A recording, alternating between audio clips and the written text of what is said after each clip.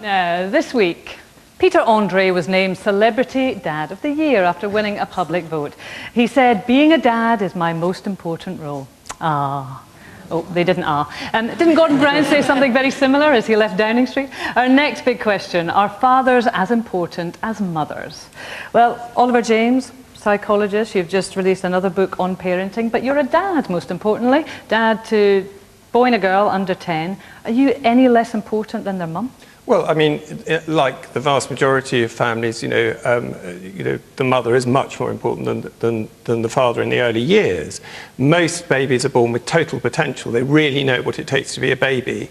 They live in the present. The great challenge for us as parents is to tune into them and really respond to them in the way that they need. And mothers have different approaches. They can be huggers that put the needs of the baby first, or they can be organisers who generally try and get the baby to adapt to them, or they may be flexi mums, a mixture of the two. Whichever one it is, where the father comes in is whether he's actually going to be concordant with that and support the mother in her approach in the early years. And yes, she is important there. I mean, I interviewed about 50 mothers, and one of them was trying to be a hugger and was trying to meet the needs of her child, and was on holiday, and their 18-month-old everyone was saying, "Oh, leave the 18-month-old with a complete stranger to be put to bed." She was saying, "No, I'm not happy with that." But her husband wasn't supporting her. So at the early years, the husband needs to be supported. Well, there are two things there. One, does it have to be that the mother is the most important one in the early years? Absolutely and also, not. let's look over the length of a childhood. No, we know clearly that from studies of lesbian couples that it's absolutely irrelevant whether the two people are both male.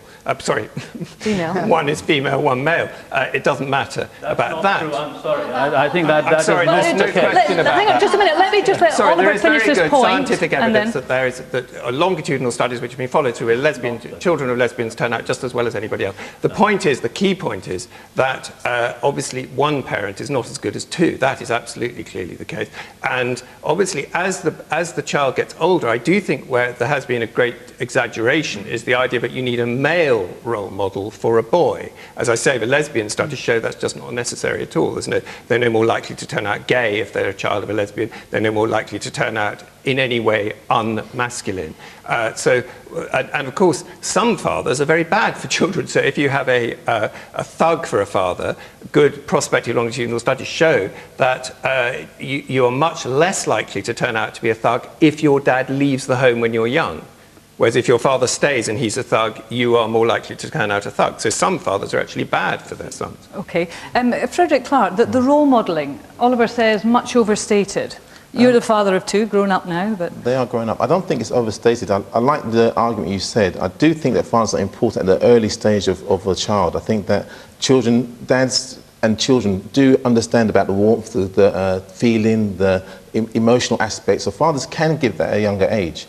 I hear what you said about regards to same-sex relationships, but I think also that fathers can have this supportive role which children see from a young age, and they see the mum and the dad communicating and showing love between each other, showing how to resolve conflicts, and all these things that the child will actually learn at a very young age.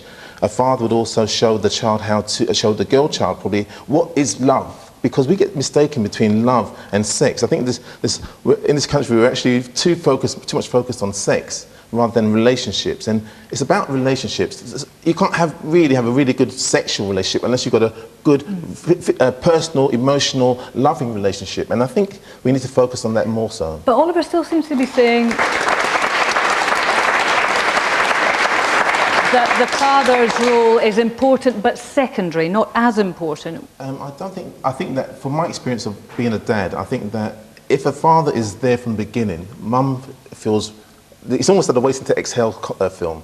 When the mum's there, they go, so when they go like that, the child can feel it, the home atmosphere is different, the child knows that it's in a loving, caring relationship. So I think when both of them together, as you rightly said, it supports the family. It's also less of a burden on the society. If the fathers are not there, it can cause a financial burden on mums. So if fathers are there, I think it can actually reduce some of this spending that we're talking about in society and bring the families up. I think last part I say about the role models on TV do actually portray negative stereotypes and does cause young people who haven't got a role model to follow to jump into something like maybe gangs or maybe being abusive because they see it on TV, they think, well, there's always a way out, and it's a good cliffhanger on TV programs. But we're all right because we've got Peter Andre now, so you're fine. Excellent.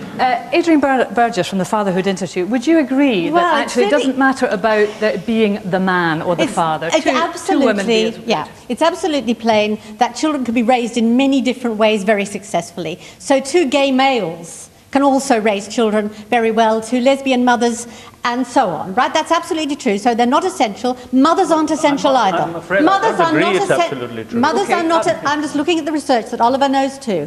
However, the lesbian mothers research is very flawed, Oliver, because it compares lesbian mothers with all other parents, whereas lesbian mothers have chosen to be parents. And when we have chosen, and this is the same with heterosexual couples, we've worked it through, we know what we want to do, that's where the good start in life comes. Now, children, it's really interesting that you talked about the fact that you said if fathers are bad, they're better out of the way. Well, of course, if fathers are bad, in lots of ways, you actually argued against yourself. Because the truth is that, of course, if fathers are bad, they have a very profound influence on children. Mm-hmm. They have an influence, right? And if mothers are bad, they also have a very profound influence on children. So what we need to be doing, which we don't do right now, is to look at the bad dads and really try to help them to be the best dads they can be, the way we already do with mothers.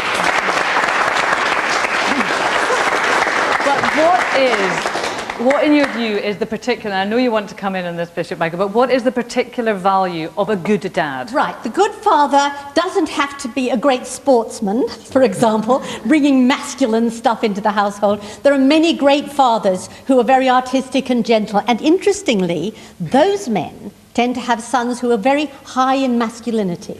When it's safe to identify with your dad, it's easy to grow up to be a good man. If you feel confident about who you are, you don't need to worry about trying to prove that you're a man. You can just relax because you know what the role is, you know how to be protective, you know how to be strong, you know how to be loving. Respected by another man. You are, and it's also, I'm going to someone talking about hugging. Men, if you hug when you're young, your child, they can feel that warmth.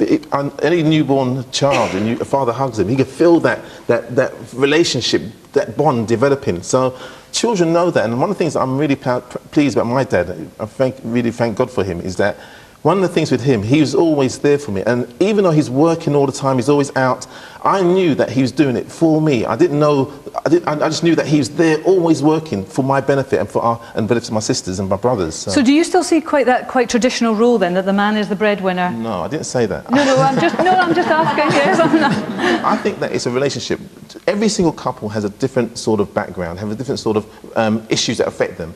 Let them come together, talk, work out what's best for each other, work out how the family can best benefit, and that's the most important thing. It's about communication. Oh, could we move over, Peter Andre, and give the best